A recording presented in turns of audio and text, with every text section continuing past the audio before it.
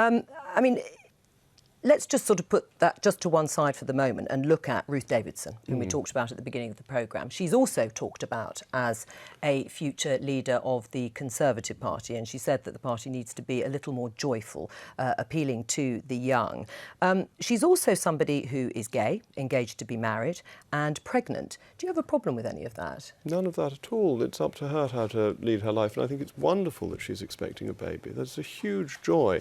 I mean, as a father of 6, I think it's very exciting when people are bringing a new life into the world. And Ruth Davidson was on the radio, or the radio reported her saying that for the first 12 weeks, when she had to keep it secret, she found this incredibly difficult. And that's exactly how I've always felt when my wife's been expecting children. You want to tell the whole world. It's such a wonderful and joyful event. So you'd be happy to support her as leader?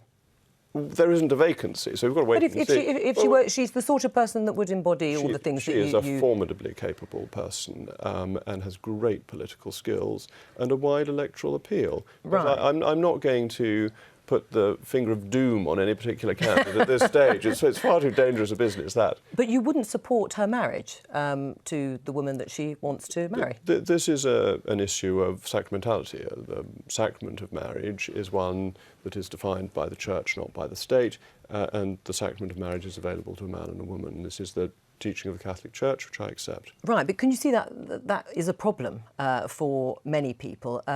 If you are going to be a senior politician, you already are a senior politician if you count leading the ERG, the group of 60 or 70 MPs, that you hold those views about some of your colleagues who want to be married and are gay. I make no criticism of any of my colleagues, but do you believe in religious tolerance? I do. So why do you pick on this view of the Catholic Church? I'm just asking you. Well, I'm now asking you. Why do you pick on the views of the Catholic Church and say that you can't hold these in modern politics? I'm not saying you can. Exactly I'm saying that there are people who might have a problem with it. You're saying that tolerance only goes so far and that you should not be tolerant of the teaching of the Catholic Church. So isn't this stretching into religious bigotry? Except, is it a barrier, do you think, to holding high office? That's a different question, but that's not the one you just asked. All right, well, that is really what I meant to say. And it's really important to get to the heart of this, because this country believes in religious tolerance. We are a very tolerant nation. And the act of tolerance is to tolerate things you don't agree with, not just ones you do agree with. And the problem with liberal tolerance is it's got to the point of only tolerating what it likes, and therefore attacking... Don't assume what I think, or that I'm attacking. I'm raising an issue that your colleagues have also raised. I'm just reading into your question.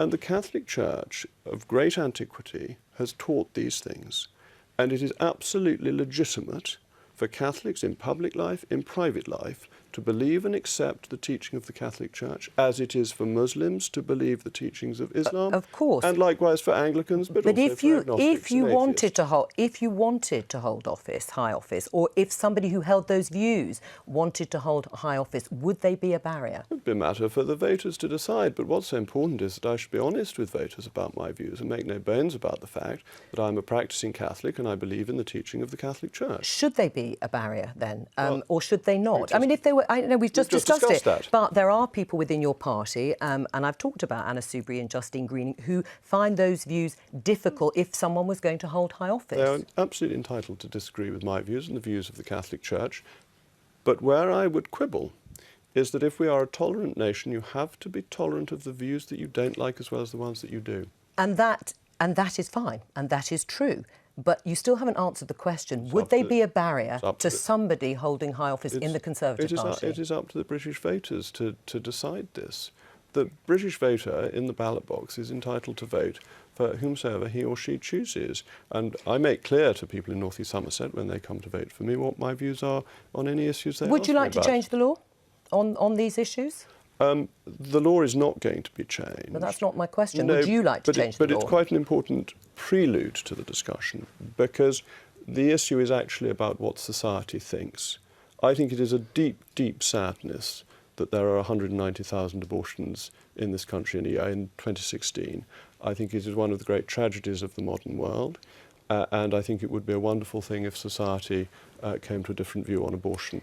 I do not see that happening, and I don't think changing the law when society overwhelmingly thinks something different is going to achieve. And what about gay marriage? I mean, these are things. Would you like to see the law changed, Jacob Rees-Mogg, on those issues? The law on gay marriage is now the settled will of Parliament and is not going to change. Right, but you would like to see I it. was not- If you were given that position, it's trying to get behind. I was People not- will want to know what you would do, what you might do. Okay, well, most importantly, on religious issues, these are votes of conscience, and it would be quite wrong to impose my conscience on you any more than it would be right of you But to can you impose your divorce conscience. Can you divorce politics from one's personal views, religious or otherwise? Well, you can in terms of whether they are part of formal party policy. In America, the abortion issue has become effectively part of formal party policy.